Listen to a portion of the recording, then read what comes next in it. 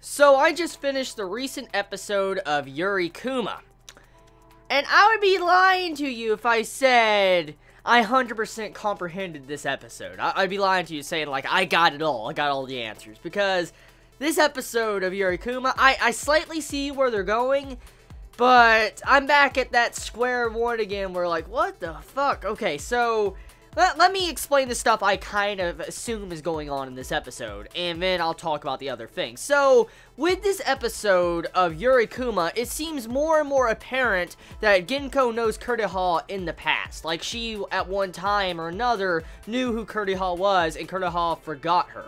And also, we see a flashback in this episode that focuses on Ginko, to where there seems to be, like, some form of guerrilla warfare, like there's war going on, and you see a bunch of these bears dead all over the ground. I didn't see any humans, so it was just bears.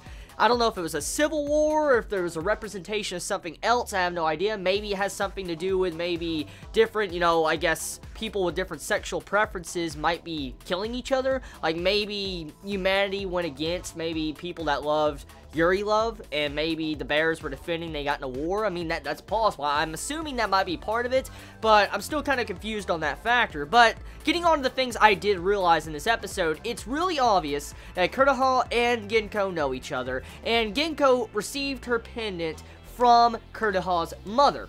And the thing we find out is like, in the middle of this war, Kureha's mother gives Ginko this pendant.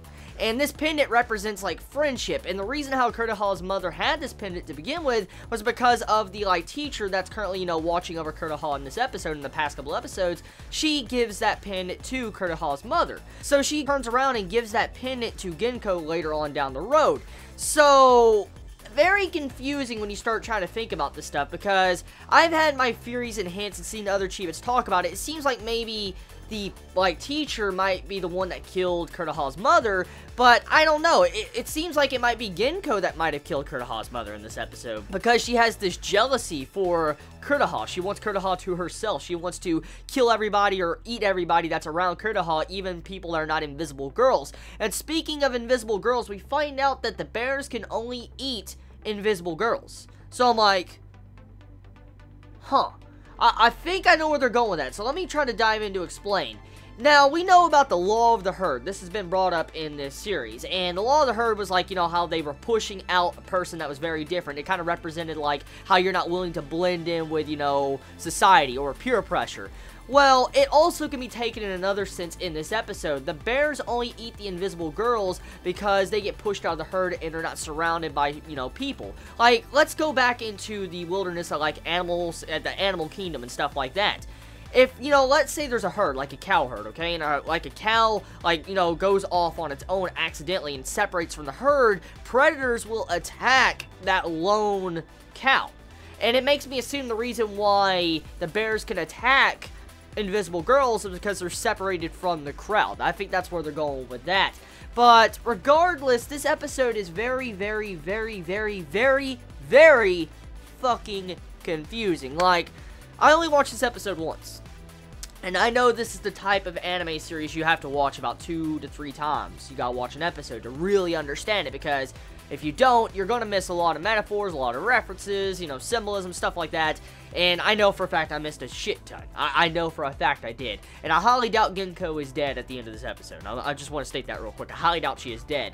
But the episode, the structure of it, it seems like it's slowly starting to build up to something. But I still have my cards on the table where I'm thinking, like, okay, so when is it, like, going to become a little bit more clear? Like, when are we going to go down that straight, narrow path that really starts keeping to this, like, one key theme? Because with this episode, it kind of puts my question on the sexual, you know, preferences and peer pressure theories and stuff and other Chibis have made into question with this episode, especially with Ginko and, you know, how she is with Kureha and all that, because it brings up an entirely new factor. So that's pretty much it. I'm going to go back and watch the episode of Yuri Kuma once again to see if I missed anything. You all have a wonderful day or not, wherever you live. Please be safe. Chibi out.